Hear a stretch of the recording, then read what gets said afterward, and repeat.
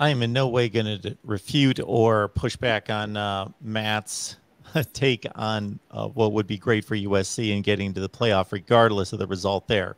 The only clarification I'll make in terms of Tim bringing up Ohio State, Notre Dame, and Oklahoma is that to this day, there is a certain stigma on Notre Dame and Oklahoma regarding the playoffs because they haven't succeeded.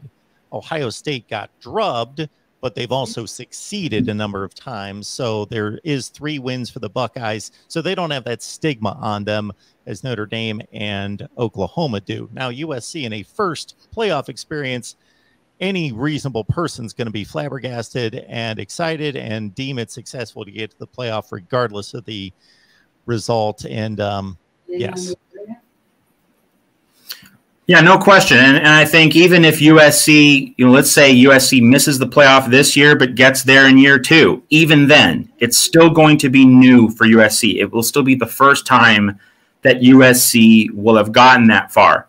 Now, I do think there's a sliding scale that, year 1, year 2, year 3, the same result is going to be perceived differently based on that timeline. But I do think that even if USC gets to the playoff next year, misses this year, gets there next year, I don't think the debate is going to change that much. The roster will probably be will be deeper and therefore more ready to deal with all the ins and outs of a possible playoff battle royale with Alabama or another titan of college football. But the one thing that would remain the same is that USC literally will have not been there before, never been in the college football playoff. So that would be the first time. And so, again, it wouldn't quite be at the level of legacies and reputations are on the line.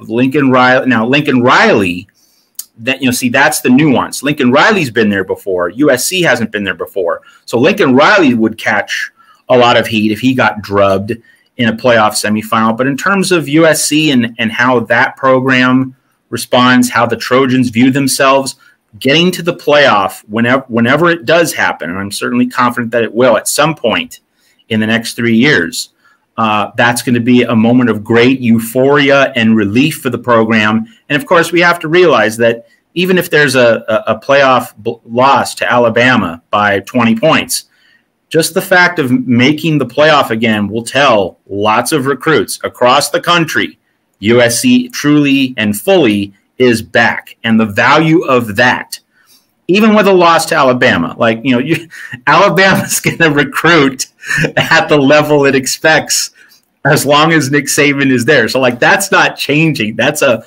fixed reality. USC getting to the playoff is going to substantially boost the Trojans when that does in fact happen. Losing to Alabama really isn't going to erode that. And in fact, you will get the reality, certainly from some recruits. They're going to say, okay, USC's back, not as good as Alabama. Maybe I can be the recruit who represents the tipping point, who represents the guy who can put USC over the top. Now, what a legacy that would be for me as a recruit going to play for Lincoln Riley. So it's all good in terms of recruiting and the other long-term effects if we're talking about USC just making the playoff for that first time under Lincoln Riley.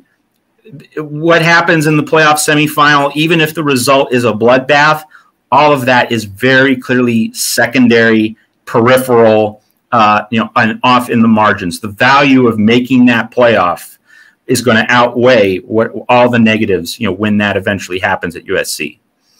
And there is something appealing to a lot of athletes that can go somewhere and leave a legacy as opposed to being just part of the factory line at Alabama. And sure, you get your 2 national championship rings after 4 years, and that's phenomenal, and that says a lot, but you're no different than the last 15 years of athletes as opposed to you were the class that pushed USC back to greatness. You're going to stand out so much more for that.